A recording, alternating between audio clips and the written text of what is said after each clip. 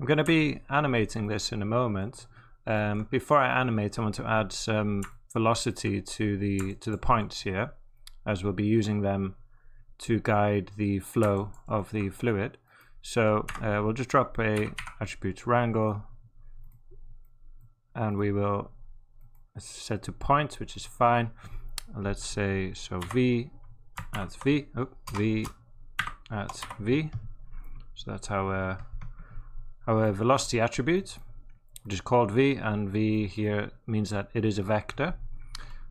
And we'll set it to 1, 0, 0, 0, with a semicolon at the end. There we go, and we should be able to visualize it if we click on the point trails. They're very small at the moment, but that's okay. You can see them there. And in our geometry spreadsheet, we can see 1, 0, 0. So there's our velocity that can be carried through. When we later will generate a VDB and points to feed into the flip simulation, and this will be fed into the sim, and the fluid will flow out in that direction towards the strawberry. Just one thing here, you might have seen people writing. You can do it like this as well. I think if we use a curly bracket, you can do 1, 0, 0. Oops. Which also works. You can see it stays the same. Here, it's all the same.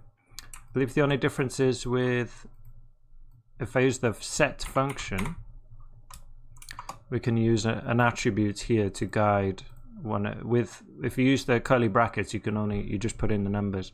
With set, I could do something like, let's see, I'll say at frame, the capital F. I'm not going to use this, just to demonstrate. Oops. 0. Okay, and then that should evaluate there. Let's take a look. So we're on frame 1. Let's just go to frame 12. Yeah, you can see the velocity growing there.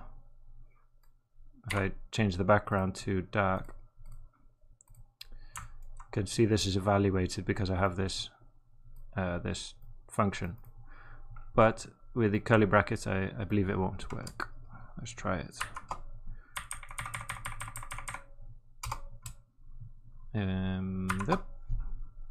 There we go. See, I get an error. Okay, so I'll just change this to 1, and that will work fine for our needs. So let's go ahead and add some animation. Just a very subtle bit of movement to this shape. So I'm going to drop a transform first of all.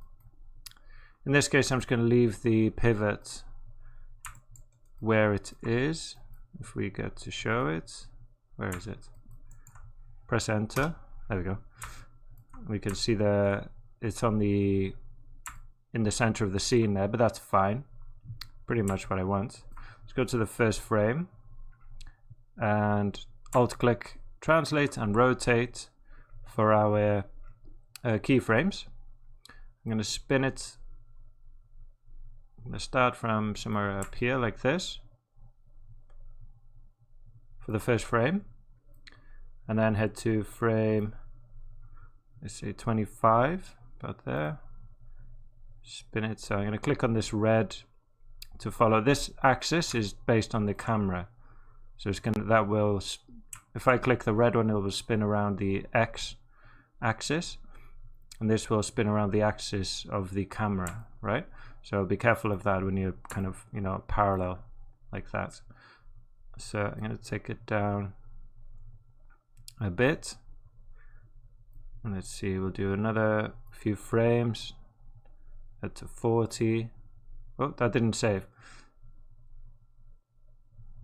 Let's see, where did I say? 25. I wanted it at.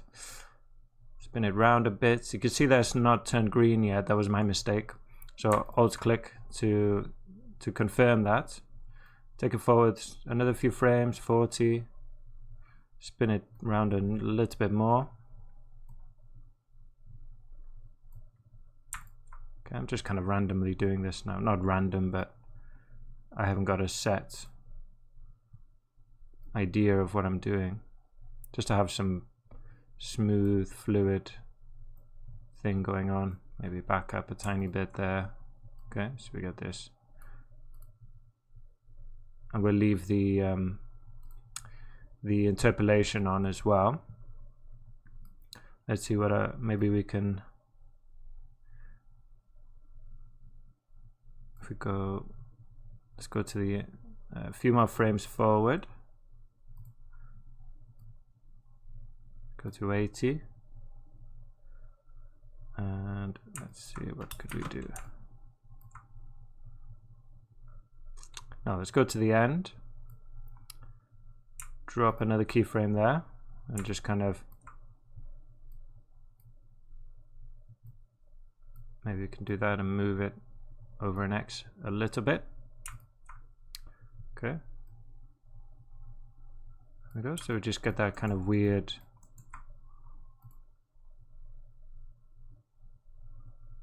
first quick flick down and then a little jolt across.